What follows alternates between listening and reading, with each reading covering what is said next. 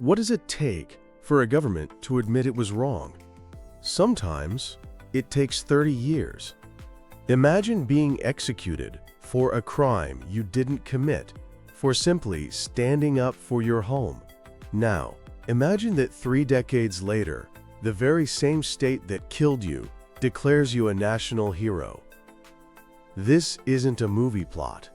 This is the incredible, tragic, and ongoing story of Ken Saro-Wiwa and the Ogoni Nine. 30 years after their shocking executions sparked global outrage, Nigerian writer and activist Ken Saro-Wiwa and his 8 compatriots have been granted a posthumous presidential pardon. On June 12, 2025, Nigeria's Democracy Day, President Bola Tinubu announced the pardon, also conferring national honors upon the 9 men, calling them heroes who made outstanding contributions to the nation's democracy. In his own words, President Tinubu declared, "Today, we correct the record and honor their courage in the face of tyranny." This is a massive moment, but to understand just how big, we need to go back to the beginning. The story of the Ogoni Nine is tied to the land they fought for. Ogoni land, a region in the Niger Delta that was rich in oil but suffocating in poverty. Ken Saro-Wiwa, a celebrated author, became the voice for his people. He led a nonviolent movement called MOSOP, the Movement for the Survival of the Ogoni People. Their target? The devastating environmental damage caused by decades of oil exploration, primarily by the multinational giant Shell. MOSOP accused Shell of polluting the land and water that the Ogoni people relied on to live, all while the community saw almost none of the economic benefits. They weren't just shouting into the void. In 1990, they drafted the Ogoni Bill of Rights, demanding environmental justice and political autonomy. Their peaceful protests gained worldwide attention, culminating in a demonstration in January 1993 that drew an estimated 300,000 people. But the military government at the time, led by General Sani Abacha, didn't respond with dialogue. It responded with a brutal crackdown. The situation took a dark turn when Saro-Wiwa and other MOSOP leaders were arrested. The charge? Inciting the murder of 4 Ogoni chiefs who were seen as pro-government. The trial that followed was condemned around the world as a complete sham, held by a secret military tribunal. Despite pleas for mercy from global leaders and human rights groups, it was no use.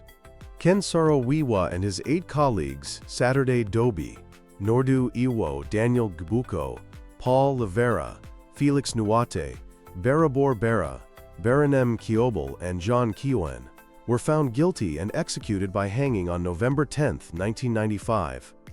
The world was horrified. Nigeria was suspended from the Commonwealth and became a pariah state.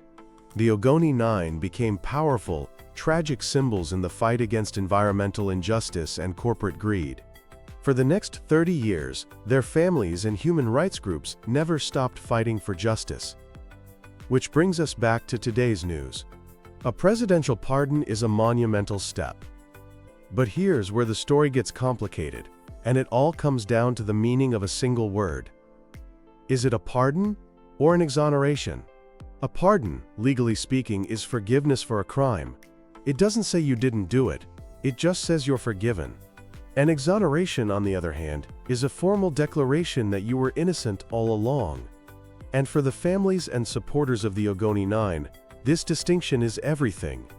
MOSOP, the very movement Saro-Wiwa led, called the pardon a courageous act, but immediately pointed out that a pardon implies they did something wrong, while in reality, no crime ever took place. The widow of Baranem Kiobel said she was grateful for the honor, but called on the president to properly declare my husband and his compatriots innocent, because, as she put it, a pardon is not granted to the innocent.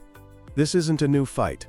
Back in 2021, the Ken Saro-Wiwa Foundation flatly rejected a previous suggestion of a pardon, stating, Ken Saro-Wiwa and the other 8 Ogonis were not criminals. They were innocent activists unjustly murdered for fighting for a just cause. So while President Tinubu's decision is a historic attempt to heal a deep national wound, it has also reignited this crucial debate. It's an official acknowledgement of a grave injustice. But for the Ogoni people, the story isn't over. The pardon is a vital chapter, but it's not the final one. The ultimate goal remains a full exoneration, a verdict that would not only clear their names, but completely validate their struggle for the right to a clean environment and for the very survival of their people. The legacy of the Ogoni Nine shows us that the quest for true justice is rarely a sprint. It's a marathon, and it's still being run.